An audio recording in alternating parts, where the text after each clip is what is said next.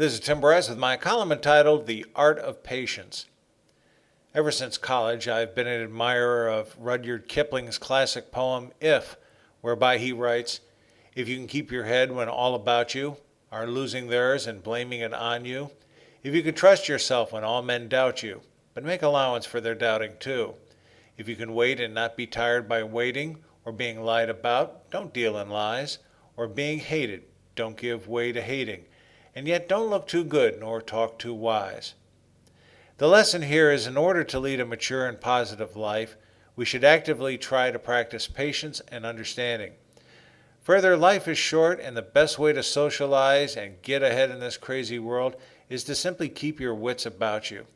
This isn't quite as easy as it seems, particularly in the 21st century, where road rage is common, office rage, marriage rage, and so on.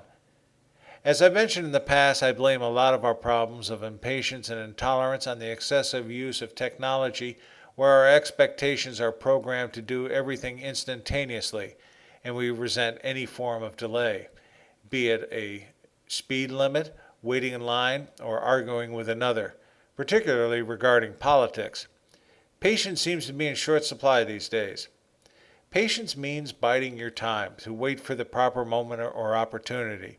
This may be rather agonistic, particularly as we seem to be spending an eternity waiting in lines for something. The right moment may never occur. Further, our patience is tried by the multitudes of people trying to invade our space, mostly for purposes of advertising. For example, consider the pop-up windows suddenly appearing on our desktop, the uninvited video clips constantly harassing us, the voluminous spam emails we received, and how audio volume is increased on television or radio whenever a commercial comes on. It's like screaming kids clinging onto a mother's dress. Impatience is caused by many different situations. When our focus is broken by an irritating distraction, when plans and expectations are not realized, thereby causing frustration, you cannot seem to connect with another person in conversation, they do not understand you. You're stymied by technology, either inexplicably working too slow or considered unfriendly to use. When your progress is unfathomably impeded by others, particularly among motorists texting or talking on their smartphones. Someone rants on and on about something trivial or nonsensical, also known as gobbledygook or BS. Or you are just inconvenienced and feel slighted, such as waiting in line. Simple frustration is the prime cause of losing our patience.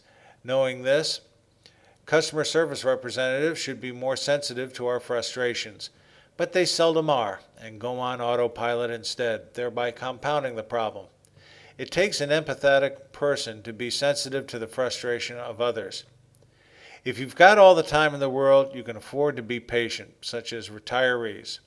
However, if you're still working and trying to get things done, regardless of their importance, you're more likely to be aware of the clock and not want to waste your time. However, where is our time going? To technology.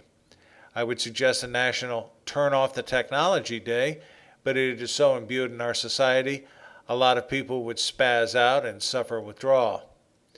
We all have our breaking points. Some fuses are longer than others. I would like to believe my fuse is longer than most, but I have my moments, such as trying to digest the BS of political correctness, watching an injustice go unchallenged, or driving behind someone who obviously believes he or she is the only person on the highway. I sometimes find it necessary to simply walk away from something as opposed to compounding the problem, or in some instances pull off the roadway until the problem has dissipated. This is probably why I prefer driving early in the morning or late at night in order to avoid such problems. Some people find it necessary to step back from a problem and take a deep breath before continuing, thereby refreshing one's focus.